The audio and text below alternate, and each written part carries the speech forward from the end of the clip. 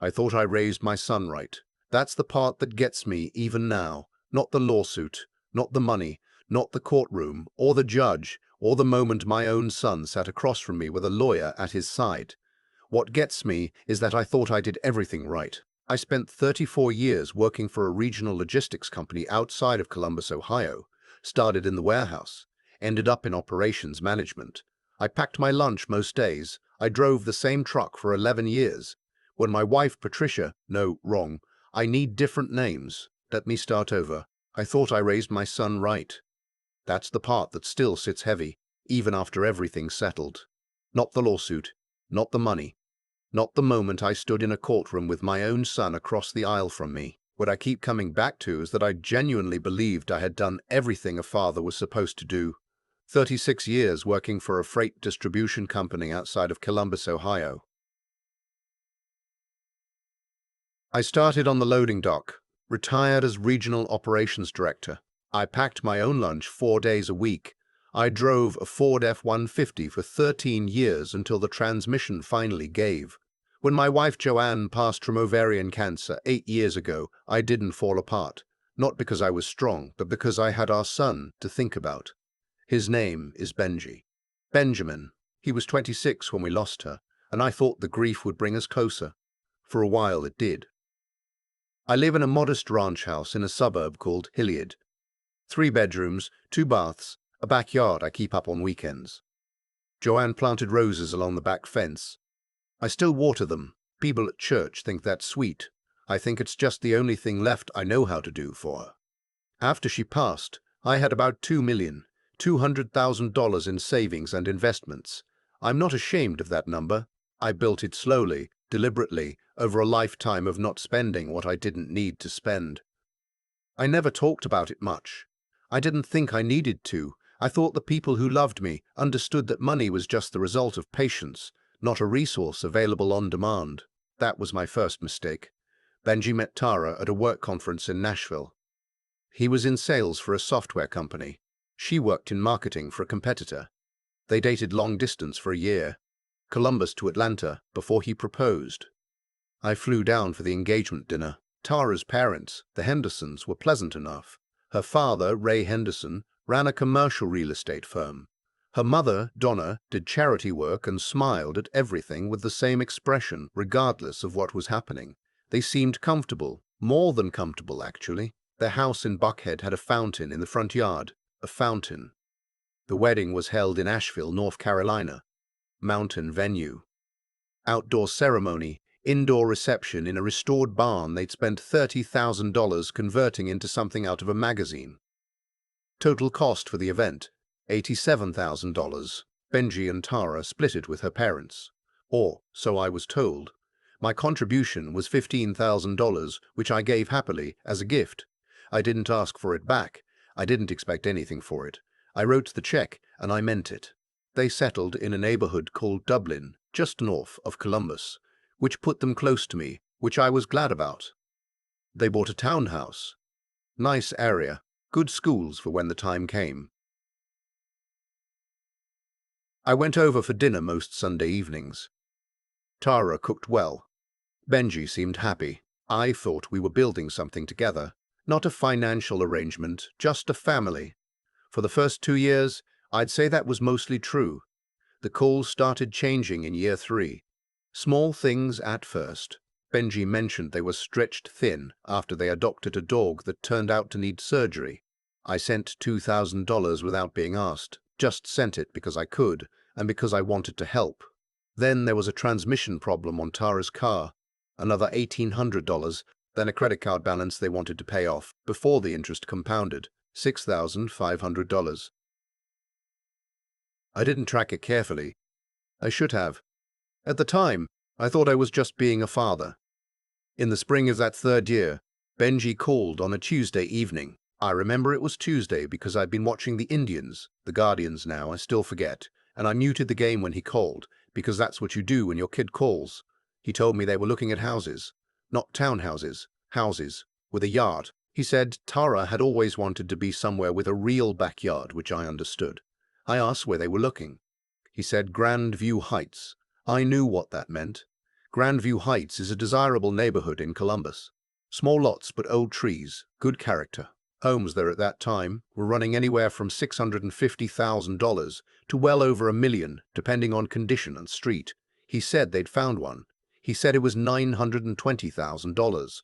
I asked what their combined income was. He told me they were pulling in about $195,000 a year between them. I did the math quietly. Standard mortgage guidance says your home should cost no more than 3 to 4 times your gross income. $920,000 against $195,000 a year was pushing 5 times. Possible, not comfortable. I told him that. He said they'd be fine. He said they'd been approved for the mortgage. I said congratulations, and I meant it. I transferred $25,000 to help with the down payment, again as a gift, without conditions. They closed in August. I helped them move. I drove a rented truck. Tara's parents flew in from Atlanta and took everyone to dinner at a steakhouse that cost $400 for 6 people. Ray Henderson ordered scotch. I had water. 9 months later, Benji called again. They had a problem with the mortgage. Not a crisis, he said, but they were struggling to make the monthly payment and also cover utilities and food and Tara's car payment and the student loan she'd been carrying from her MBA program. He said they were stressed. He said some months they were choosing between the payment and groceries, which I doubted was literally true, but I understood what he meant. They were stretched. I asked about Ray and Donna Henderson. He paused. He said, Tara's parents weren't in a position to help right now because Ray had a bad quarter in commercial real estate. I said I was sorry to hear that, and I'd think about what I could do. I sent $5,000 that week. The calls kept coming. Another $3,000 that week. The calls kept coming. Another $3,000 3 months later. Then $500 3 months later. Then, in February, Benji and Tara came to my house for dinner. Tara made a big show of the meal. She'd brought the ingredients herself, cooked in my kitchen, set the table. It was very nice. Over coffee, Benji put his hands flat on the table the way his mother used to do when she had something to say that she'd already decided. He said they needed $175,000. I put my cup down. He said if I could give them $175,000, they could refinance the house, pay off Tara's student loans, eliminate their car payments, and stabilize everything. He said it calmly. He had clearly rehearsed this. Tara was quiet beside him, stirring her coffee. I asked where the Hendersons were in this plan. Tara said her parents couldn't help right now. Same answer as before. I noticed she didn't look up from her coffee when she said it. I told Benji I needed time to think. He said okay. He thanked me for dinner, his dinner that he'd cooked in my kitchen, and they left. I sat at my table for a long time that night. I thought about Joanne. I thought about what she would have said. She would have told me to trust my gut, and my gut, for the first time, was uneasy. I called my financial advisor the next morning. His name is Ed Pruitt, been my advisor for 20 years, knows my situation better than almost anyone. He listened to the whole thing and said one sentence. Paul, if you give a person a rescue rather than a lesson, you'll need to keep rescuing. I called Benji that evening and told him no. The silence on the line lasted long enough that I thought the call had dropped. Then he said, "What do you mean, no?" I said I loved him. I said I had been helping as much as I could. I said $175,000 was not a number I was willing to give to address problems that, in my view, came from choices they had made that I didn't make with them. He said they were drowning. I said I understood that, and I was sorry, and I suggested they talk to a housing counselor, possibly consider refinancing on their own, possibly look at whether the Henderson family situation had changed. He said the Henderson family situation had not changed. I said I was sorry. He hung up. For 3 weeks, I didn't hear from him. No calls. No texts. I drove past his street once just to make sure the lights were on. They were. I went home and watered Joanne's roses. The letter came on a Thursday. It was from a law firm in Columbus, a small firm I didn't recognize, 2 names on the letterhead. It stated that my son, Benjamin Allen Whitfield, was initiating legal action against me, Paul Whitfield, to recover damages in the amount of $350,000. The letter claimed that I had made verbal promises over the course of our relationship. in specific conversations to provide financial support for my son's housing needs. It claimed that he and his wife had made significant financial decisions, including the purchase of their home, in reliance on those promises. It claimed that my refusal to honor those promises constituted promissory estoppel under Ohio law, and that the damages sought represented the financial harm caused by my failure to provide the promised support, $350,000. I read it 3 times standing in my kitchen. Then I sat down. Then I read it again. I want to be honest about what I felt, because I think it matters. It wasn't rage, not at first. It was something closer to vertigo. The sensation of the ground shifting under something you thought was solid. I had a son. I had a good son. I had raised him with Joanne in a house where we said grace before dinner and called our parents on their birthdays and helped neighbors when their pipes froze. And this son, our son, had hired a lawyer. I called Ed Pruitt first. Then I called my own attorney, a woman named Sandra Coletti who'd handled my estate planning and Joanne's trust.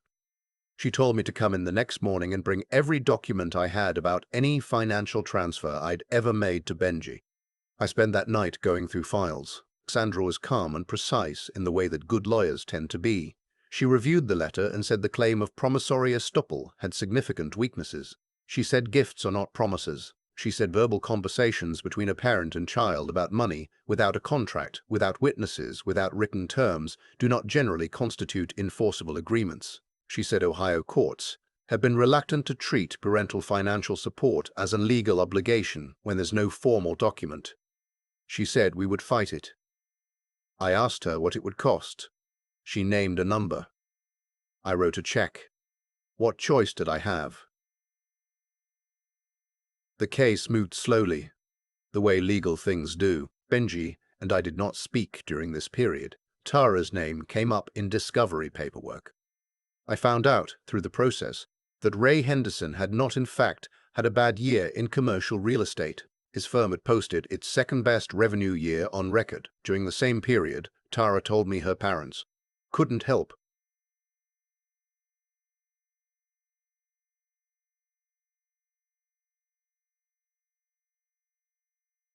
that information for several days before I understood what it meant. They had come to me first. They had come to me because they knew I had savings and they believed, correctly, that I loved my son enough to give rather than ask questions. The Hendersons had not been asked in the same way, or if they had declined, and no lawsuit followed. I am not a bitter man by nature, but that particular understanding changed something in me. The hearing was in November, a grey Tuesday in Columbus. I wore a suit I'd bought for Joanne's funeral, which felt appropriate in a way I couldn't fully explain. Benji arrived with his attorney. He looked thin. He wouldn't meet my eyes in the hallway, and I didn't push it.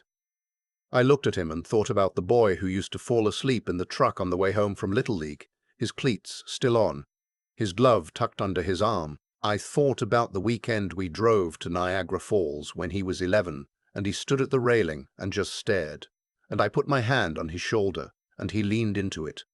I thought about all of that, and I walked into the courtroom.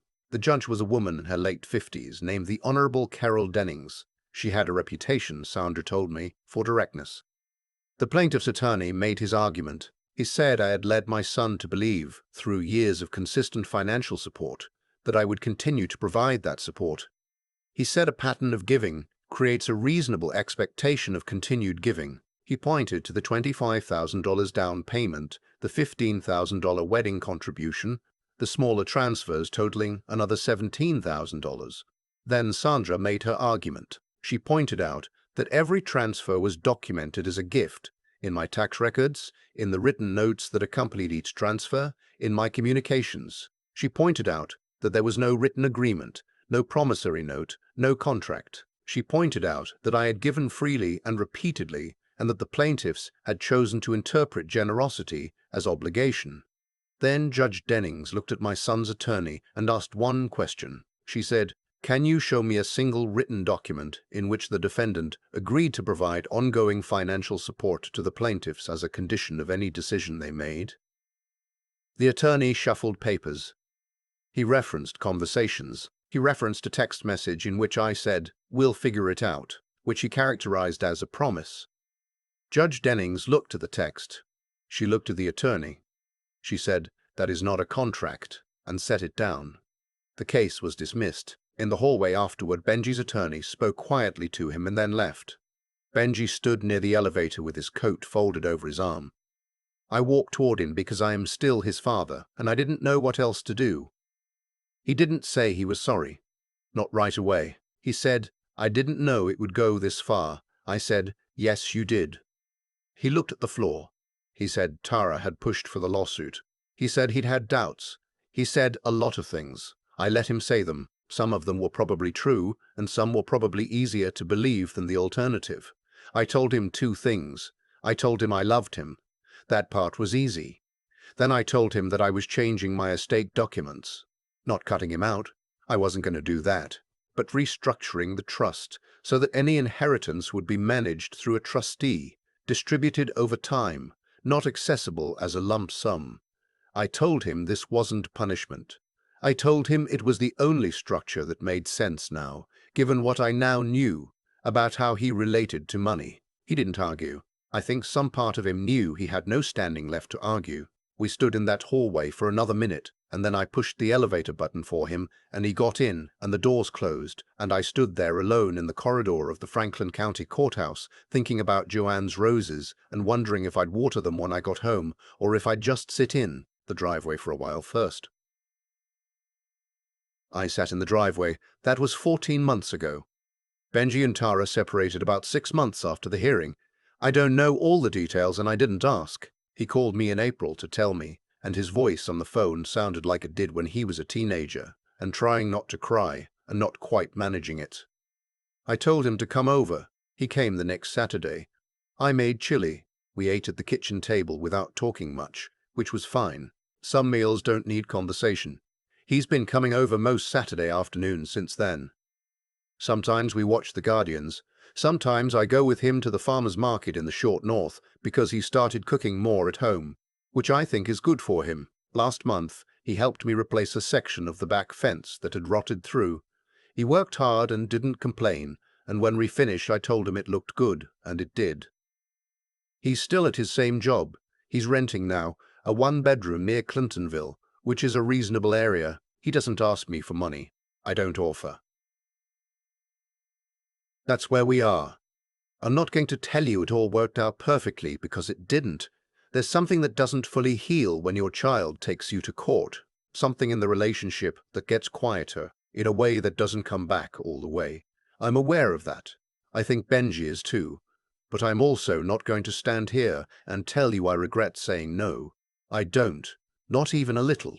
Because I'll tell you what I believe. After 63 years and 36 years in business, and the worst 14 months of my fatherhood, the most loving thing you can do for the people you care about is not always the thing that feels the most loving in the moment. Sometimes it's the thing that holds. Joanne used to say that when you love someone without limits, you're not giving them love. You're giving them a mirror that only shows them what they want to see. I thought about that a lot during the trial. I think she was right. She usually was. My roses came in strong this past May.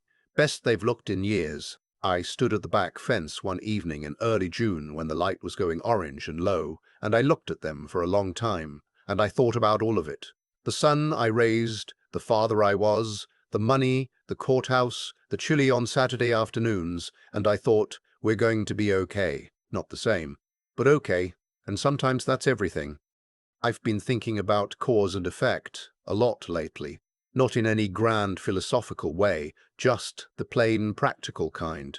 The kind where you trace a line backward from where things ended up, and you can see, clearly, every decision that led there. Benji didn't become entitled overnight, and I didn't become a father who enabled it overnight either. It happened slowly, the way most things that matter happen, one small yes at a time. The $2,000 for the dog surgery. The $6,500 credit card balance.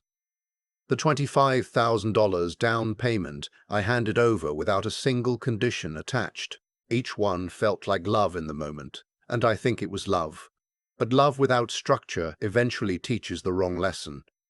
It teaches that someone else will always catch you. It teaches that the net is always there. So you never really have to learn to balance. What I understand now, sitting on the other side of all of it, is that character doesn't develop in comfort.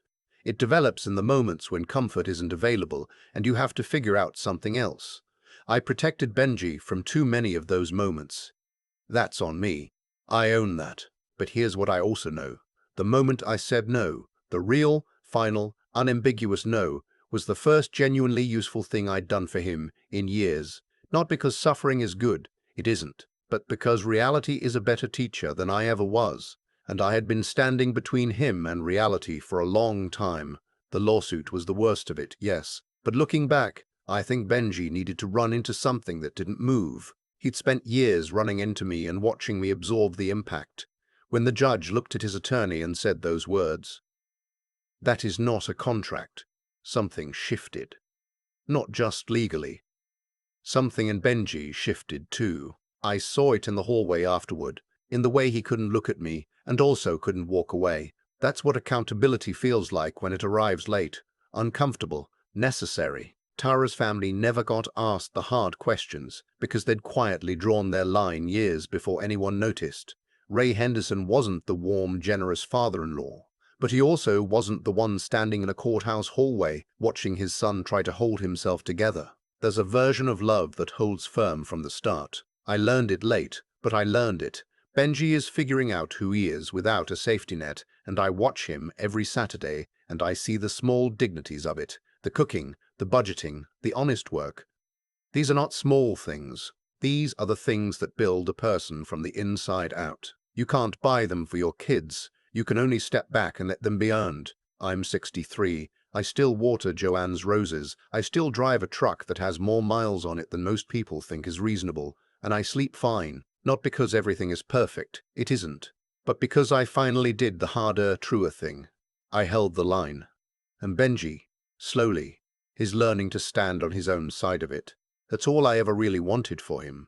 I just didn't know, for a long time, that wanting it wasn't enough. You have to be willing to let them feel the weight of their own choices. That's not cruelty. That's the only kind of respect that actually means something.